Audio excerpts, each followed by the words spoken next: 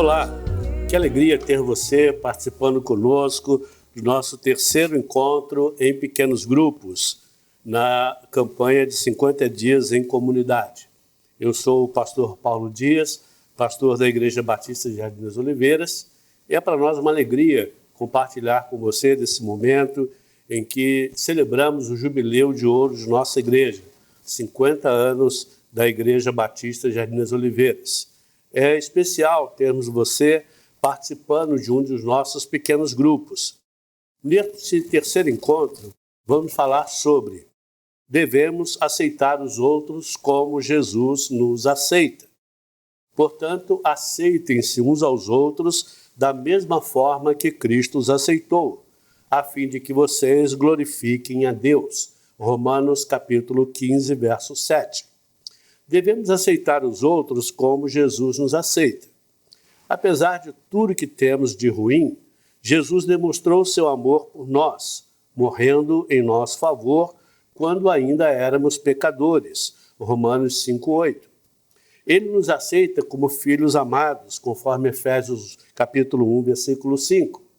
A despeito de nossa vida desordenada, das motivações impuras e atitudes irritantes, sua aceitação não fecha os olhos ao nosso pecado, mas reconhece que somos obra de arte criada por Deus. Cada um de nós é único, moldado como filho de Deus, criado para um propósito específico, conforme Efésios 2:10. Uma das maneiras de demonstrar amor uns aos outros é aceitando-nos mutuamente, como Cristo nos aceita. Isso glorifica a Deus. O outro deve ser também aquele que não crê, pois mesmo sendo pecador, Cristo morreu por ele. Como haveria eu de julgar os de fora da igreja? Isso não significa que devemos ignorar o pecado. A rejeição pelos de fora da igreja está baseada em medo e preconceito, porque achamos que ele está baseada em medo e preconceito, porque achamos que eles têm de ser iguais a nós para poder estar em nossa companhia. Jesus não temia ser amigo dos não cristãos. Lucas 19:7. Ele não focalizava no pecado passado, mas a pessoa, como Deus queria que fosse ao criá-la. Jesus entendia que, ao aceitá-la, não é o mesmo que aceitar os seus pecados, como se costumava dizer. Ame o pecador e não o pecado. Um dos melhores exemplos está na história de Zaqueu, cobrador de impostos, em Lucas 9, versos de 1 a 10. Nesse encontro, aprendemos algumas características do tipo de aceitação que Jesus tinha. Primeiro, não importa onde você esteja, Jesus irá ao seu encontro. Precisamos aceitar os não cristãos a despeito das circunstâncias em que vivem. Olhar para eles como Jesus olha, com amor. Jesus sabe de todas as coisas que já fizeram, tudo o que disseram ou pensaram, e ainda os ama e os aceita. Devemos agir da mesma forma. Uma das expressões mais profundas de amor é a aceitação. Demonstrar o amor de Deus aos descrentes quando passamos tempo com eles. O tempo é uma dádiva preciosa, porque é algo que não pode ser recuperado. Há pessoas que estão fazendo de tudo para receber atenção, desesperadas por alguém que lhes dedique um pouco de tempo. Precisam saber que Deus se importa com elas e as criou deliberadamente para um propósito. Em segundo lugar, não importa do que as pessoas tenham te chamado. Mesmo com todos chamando Zaqueu de pecador, Jesus o chamou pelo nome e estendeu-lhe uma amizade. Essa oferta de amizade mudou o coração de Zaqueu. Jesus quer que façamos o mesmo.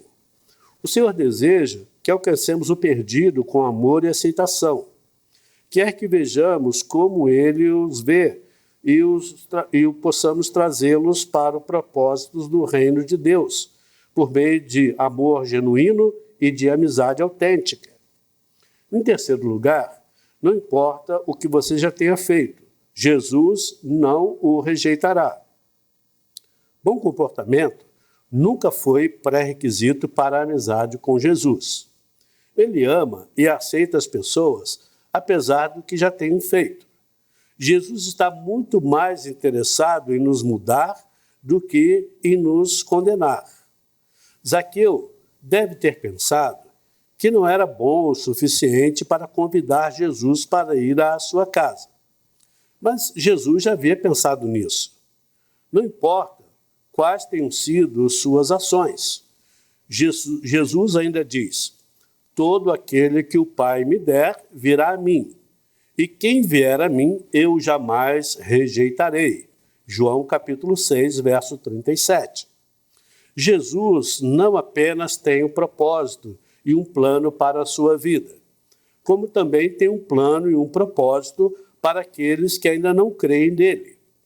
É por isso que deseja que alcancemos e acolhamos outros na família de Deus. Então, vamos construir amizades. Tenhamos uma mesma atitude uns para com os outros. Não sejam orgulhosos, mas estejam dispostos a associar-se a pessoas de posição inferior. Não sejam sábios aos seus próprios olhos. Romanos 12, verso 16. Em nome de Cristo, nós pedimos a vocês que deixem que Deus os transforme de inimigos em amigos deles. 2 Coríntios 5, verso 20, a parte B. Essa é a mensagem que devemos transmitir ao mundo. Mas se só temos amigos cristãos, ficamos limitados na tarefa de compartilhar as boas novas. Por outro lado, Jesus entendeu que sua missão era buscar o perdido, e por isso fez amizade com aqueles que precisavam ser amigos de Deus. A Bíblia diz que quando os fariseus viram Jesus em companhia de pessoas sem reputação, perguntaram: por que o mestre de vocês come com publicanos e pecadores? Ouvindo isso, Jesus disse: não são os que têm saúde que precisam de médico, mas sim os doentes. Vamos aprender o que significa isso. Desejo misericórdia e não sacrifício. Pois eu não vim chamar os justos, mas pecadores. Mateus capítulo 9, versos de 11 a 13. Jesus sabia qual era o propósito, e isso permitiu ficar à vontade em companhia de não cristãos.